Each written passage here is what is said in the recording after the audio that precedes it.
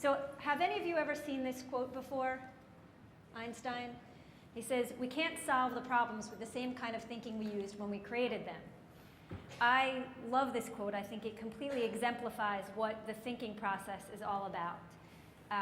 Typically, when people are faced with a situation, they use whatever thinking comes naturally to them to solve that challenge.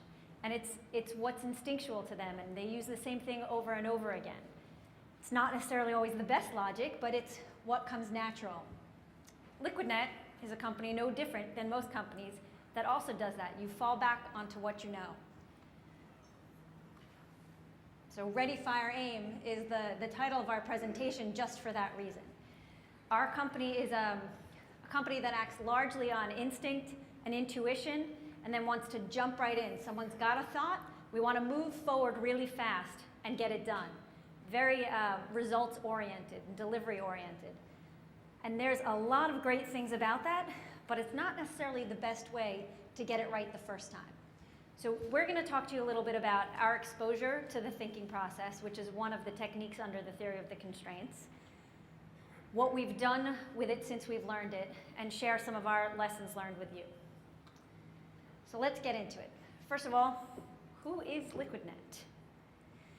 Liquidnet was formed about 10 years ago, startup company, as I said, did stuff fast. Someone has an idea, it's a tight-knit group, you just go ahead and you're able to make change very, very fast. You don't think through all the details, and you really have a good confidence that you're going to be able to figure out whatever comes up and faces you. That was great when it was one product in one region.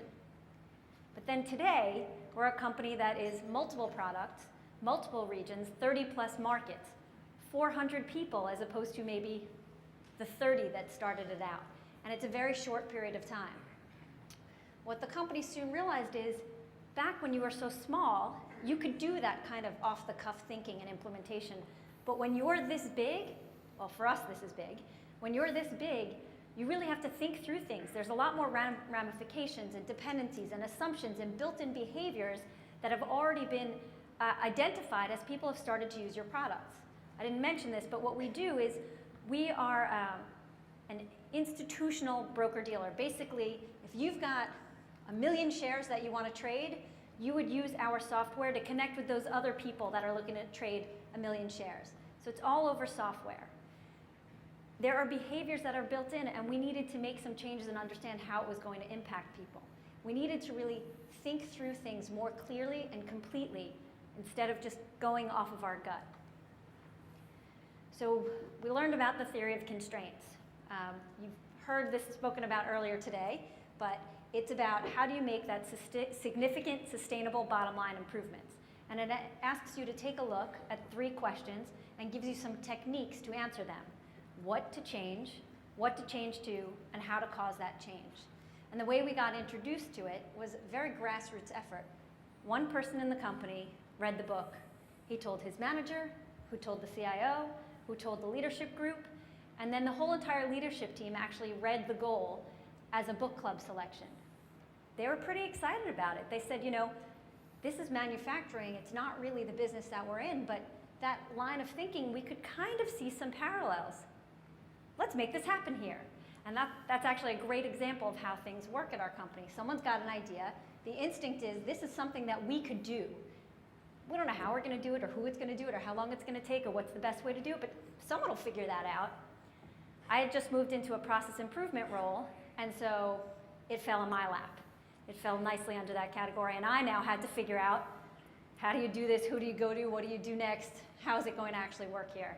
I did some research, found out about AGI, and I actually got first exposed to it during this conference just a couple of years ago.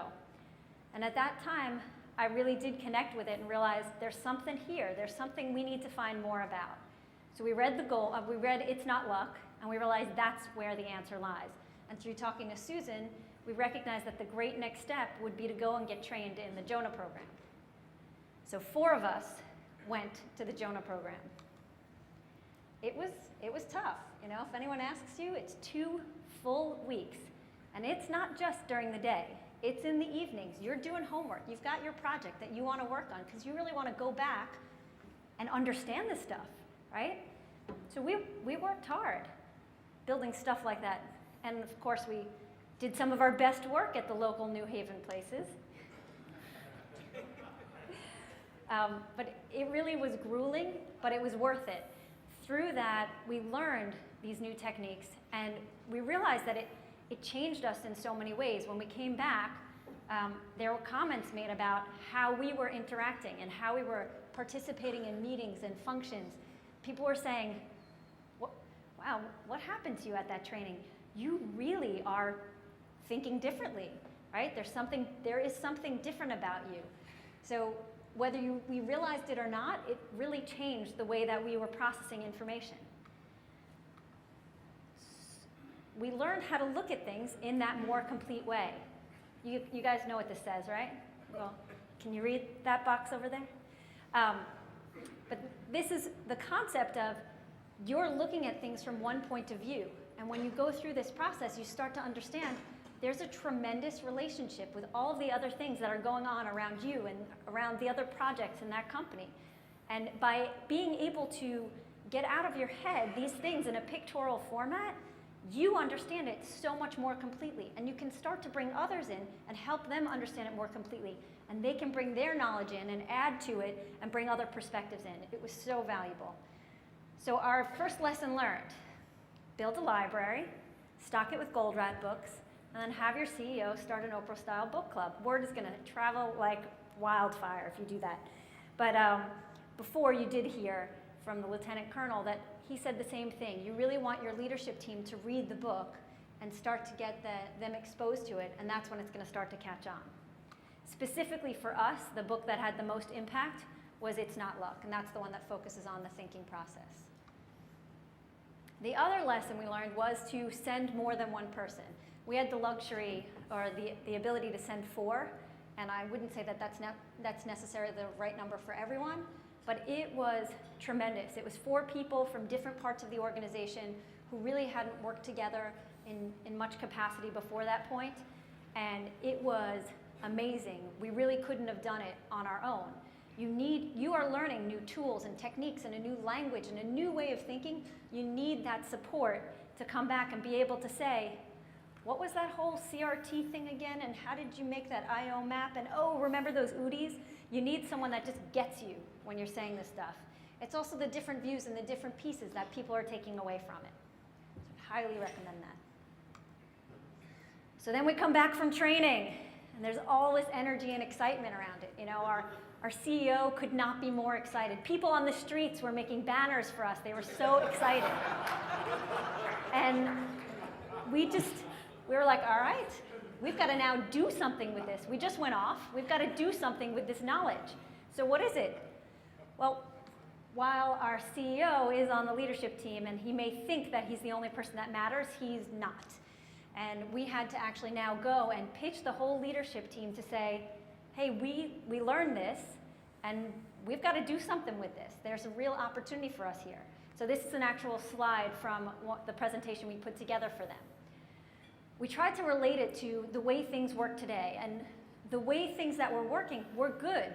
And it's not that they were bad, it's just that they weren't as good as they could be. So I said our company works very heavily on instinct, what feels right, and that instinct is very, very good. But how great would it be if you actually took that instinct and put a good thinking process around it so that in the end, you're not just shooting from the hip, you know where it is you want to go and more about how you're going to get there and what you're going to run into. Also from instinct, people just make decisions and then they walk out of that meeting and they forget why they made that decision, right? So there's no documentation. The people who weren't in that room don't have the benefit of being part of making that decision. They have no idea what went on behind those closed doors. That was kind of a stumbling block for us. Using the thinking process, you've got those maps that really help people understand how did you get there? How did you decide this is what we have to do? And what else might be missing from it that we are able to go and implement? You all know those people that sit there and whenever someone raises up an idea, they're going, yeah, but did you think of this? Hey, but what about that hole over there? I'll bet you didn't think of that. Every company has them. We have them too. And that certainly is a source of frustration of anyone that's trying to deal with them. This tool gives you the ability to take those people who are raising those really valid points, right? They are raising things that you do want to think about and incorporate into your planning, and it gives you a way of bringing them into the process and engaging them and then making them part of coming up with a solution. So instead of them just being that person that sits in the corner complaining and tries to poke holes, you get to invite them in and say, great point, what do you think we should do about that? I don't know if any of you are familiar with the concept of postmortem or retrospective. That's typically where at the end of a project, you look back and say, what could we have done better? What would we do differently? What should we have known about that we didn't know beforehand? Those are great tools, and this isn't meant to replace that, but the thinking process is actually very much like what's called a premortem, which is before you actually start the project or before you actually implement it. Think through those questions of what might we run into, which things do we have to deal with, and start to plan for them so when they come up, you're able to just kick it into gear. You know what to do. It's much more natural. So we went in, and they're like, all right, you sold us on the ideas, now what? And we said, aha, we've got some really small but very meaningful projects. We want to get started. 2 weeks of training doesn't make us an expert, even though we lived and breathed it for those 2 weeks. So we came up with a list of some suggestions. They said, are you kidding me? Those things are nothing. Why would you choose anything but the most important project that we've got going on right now? So they really turned the spotlight back to us. They're like, go ahead, you think you're all that? Try out the biggest project that we've got going on. We have this product called Supernatural that was placed out into the market, and it was doing well. It was our fastest growing product, but it was one that it wasn't growing at the rate that leadership expected it to grow at. They said, you're so smart, 2 weeks of training, Jonahs. We want you to go ahead and in 3 months, triple the growth that we've seen. All right? Take that. So now we're presented with a challenge. We know that we do believe in the thinking process, and we want to show the value of the thinking process working at Liquidnet. So in order to do that, you need to show results quickly. And to do that, it would be really wise to hire professionals, because we're just going to be stumbling all over the place with the intimidation factor and trying to keep using those techniques that we just learned. However, in order to show the thinking process working, we needed to prove that we were able to actually learn those techniques and that you don't have to always bring someone in from the outside. So we felt like we needed to do it ourselves. And this is something called a cloud. Again, for those of you who have read It's Not Luck, this would be familiar from the diagrams in the book itself.